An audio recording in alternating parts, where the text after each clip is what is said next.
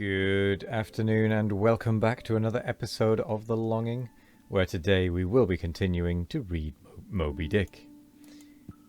So let's crack on, shall we?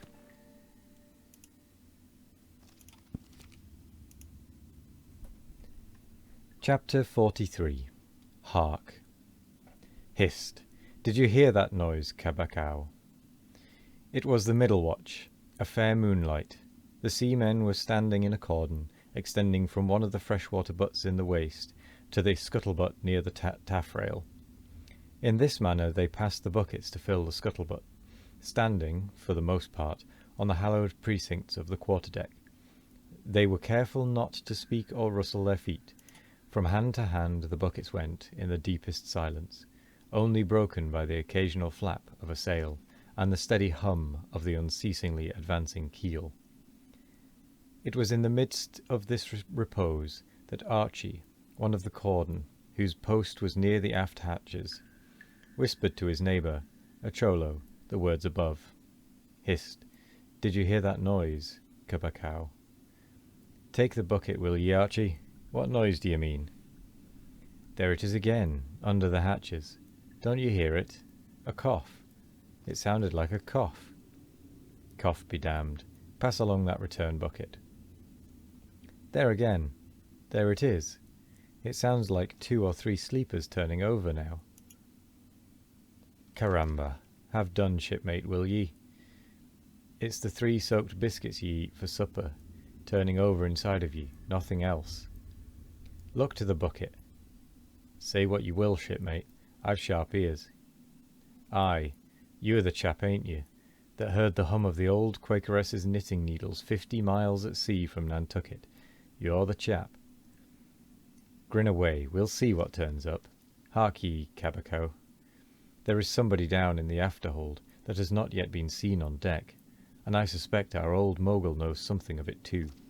I heard Stubb tell Flask, one morning watch, that there was something of that sort in the wind. Tish, the bucket. Chapter 44. The Chart. Had you followed Captain Ahab down into his cabin after the squall that took place on the night succeeding that wild ratification of his purpose with his crew, you would have seen him go to a locker in the transom, and bringing out a large wrinkled roll of yellowish sea charts, spread them before him on his screwed-down table.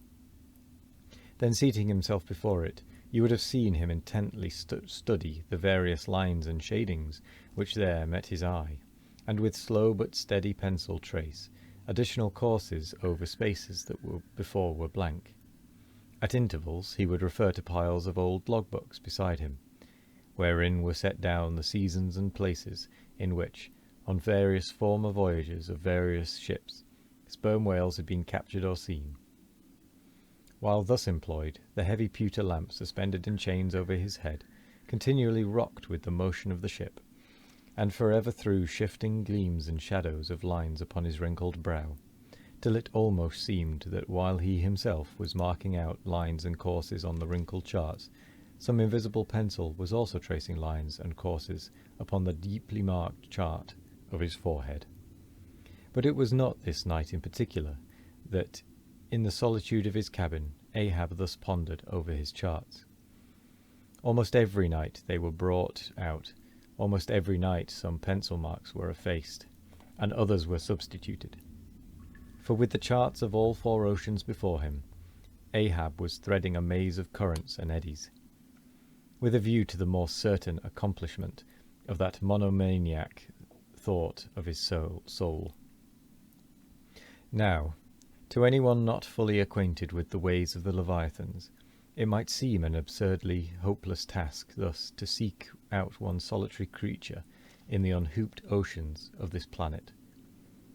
But not so did it seem to Ahab, who knew the sets of all tides and currents, and thereby calculating the driftings of the sperm whale's food, and also calling to mind the regular ascertained seasons for hunting him in particular latitudes, could arrive at reasonable surmises, almost approaching to certainties, concerning the timeliest day to be upon this or that ground in search of his prey.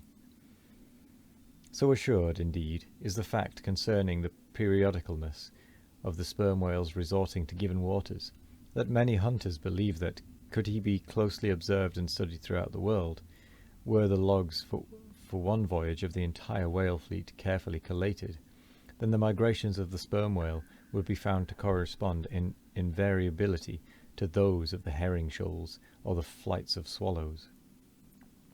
On this hint, attempts have been made to construct elaborate migratory charts of the sperm whale.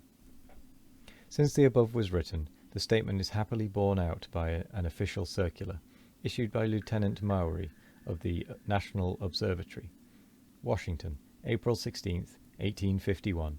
By that circular it appears that precisely such a chart is in course of completion, and portions of it are presented in the circular. This chart divides the ocean into districts of 5 degrees of latitude by 5 degrees of longitude, perpendicularly through each of which districts are 12 columns for the 12 months, and horizontally through each of which districts are 3 lines, one to show the number of days that have been spent in each month in every district, and the 2 others to show the number of days in which whales or sperm or right have been seen. Besides, when making a passage from one feeding ground to another, the sperm whales, guided by some infallible instinct, say, rather secret intelligence from the deity, mostly swim in veins, as they are called, continuing their way along a given ocean line with such undeviating exactitude that no ship ever sailed her course by any chart with 1/10 of such marvellous precision.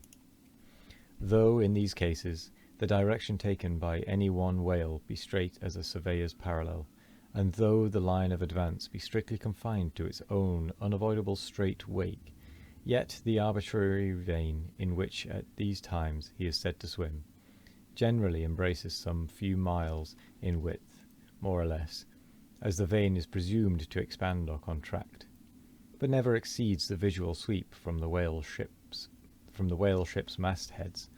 When circumspectly gliding along the magic zone, the sum is that at particular seasons within that breadth and along that path migrating whales may with great confidence be looked for.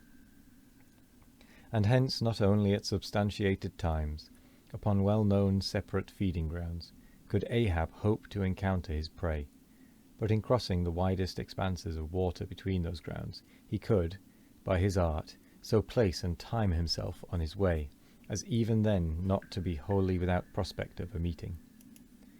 There was a circumstance which at first sight seemed to entangle his delirious but still methodical scheme, but not so in the reality perhaps.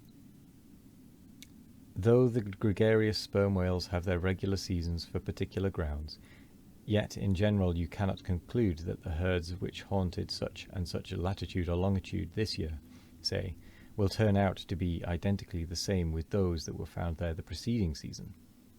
Though there are peculiar and unquestionable instances where the contrary of this has proved true, in general the same remark, only within a less wide limit, applies to the solitaries and hermits among the matured, aged sperm whales.